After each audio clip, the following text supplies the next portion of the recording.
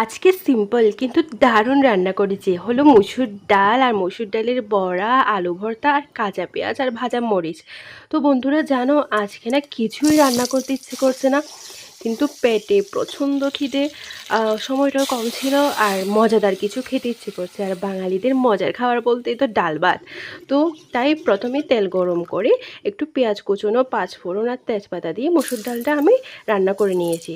এরপর খুব তাড়াতাড়ি মুসুর ডাল দুটো বেটে পেঁয়াজ আর হলুদের গুঁড়ো, মরিচের গুঁড়ো আর লবণ দিয়ে ভালো করে মেখে আমি পেঁয়াজের মতো করে বানিয়ে নিচ্ছি। চটজলদি যদি বড়া খেতে ইচ্ছে করে তাহলে মসুর ডালের বড়া একদম পারফেক্ট। এরপর ডাল ভাতের সাথে যদি একটু আলু ভর্তা না হয় তাহলে কি ভালো লাগে। আর আমি ডালের সাথে আলু সেদ্ধ করে নিয়েছিলাম। কুচনো পেঁয়াজ আর শুকনো লঙ্কা ভাজা দিয়ে নুন দিয়ে তারপরে সরিষার তেলে ভালো করে আলুটা মেখে নিয়েছি। তারপর একটু তেল দিয়ে গরম করে নিয়েছি। এরপর রেডি আজকের দুপুরের মজাদার খাবার। তো তোমাদেরকে আমার মতো আলু ভর্তা, মসুর ডাল খেতে ভালো লাগে?